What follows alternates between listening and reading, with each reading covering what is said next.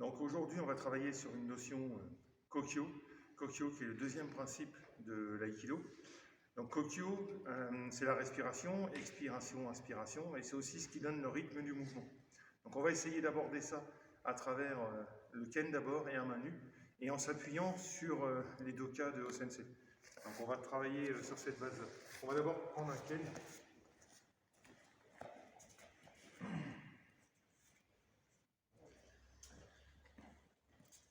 Si on travaille au Ken, le principe du temps, de la respiration, c'est souvent le son qui va sortir. Donc quand je vais ouvrir, je suis bien sur un expire, je viens couper sur son centre.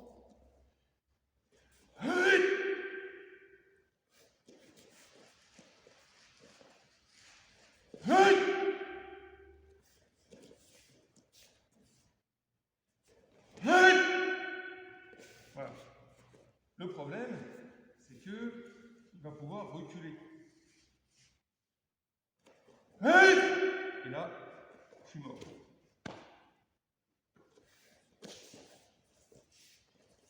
Voilà. Là, je suis mort. J'ai ouvert le côté, je suis mort. En fait, le principe, on va reprendre le doka, un des dokas de O-sensei. Le principe est qu'on ne peut pas arrêter le mouvement.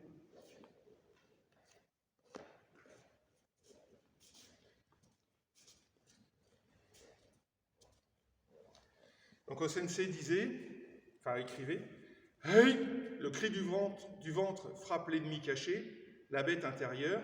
Hey, ha, le cri balaye tout. Donc on a bien un double sens, une prolongation dans le hey, ha, qui est vraiment ce cri qui permet de balayer tout. C'est ce qu'on va utiliser pour faire nos mouvements et c'est ça qui va donner le temps du mouvement. Si on reprend avec le Ken, là, j'ouvre. Hey, ha,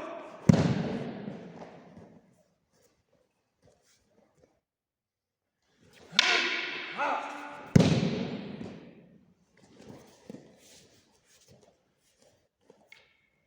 Hey, ha.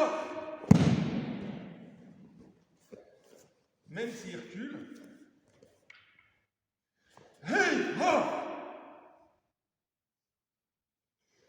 Globalement, c'est moi qui finis le mouvement. Il ne peut plus me réattaquer. Donc on va appliquer ça sur le temps, le sens de réalisation du mouvement. Quand on commence sur Kokyo Nage, là, nous on avait l'habitude, on pose. Une fois que c'est posé, on lève et on projette. D'accord? Je pose. Là, il recule sa jambe. Et là, j'en prends une. Donc on a une vraie problématique. Je pose, j'ai déséquilibré, il rattrape son déséquilibre et j'en prends une. Et donc pour éviter ça, je pose.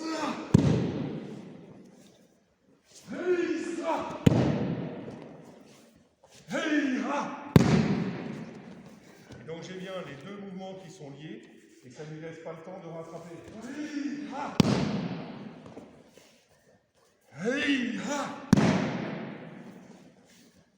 Donc ça peut s'appliquer après sur d'autres mouvements. Je pense à peu près tout ce qu'on peut vouloir faire. Si on a une attaque de type shomen, par exemple, on va attaquer ici l'entrée classique qu'on a vue déjà. Hein. Voilà. Avant on faisait après, en utilisant le déséquilibre. Si on travaille sur Koshinage, on va voir quoi? Et là on rentre et on se place. D'accord? Koshinage, et qu'il y a deux temps qui sont séparés pendant lesquels il peut réagir, baisser son centre. Si on travaille, on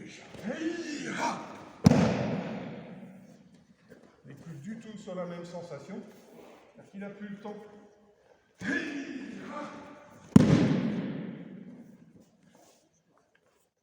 Koshinage.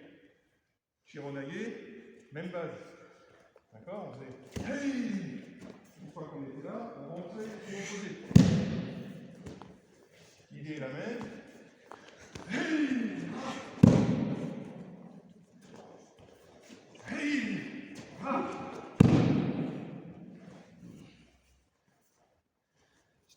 Donc c'est important qu'on travaille ça, qu'on lie nos mouvements pour empêcher Uke de se replacer à chaque fois. La différence après, elle est facilement utilisable. Greg va le poser sur une saisie.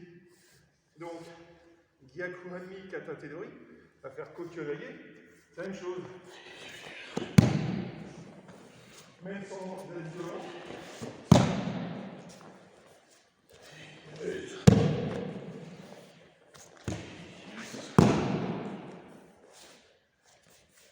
Voilà.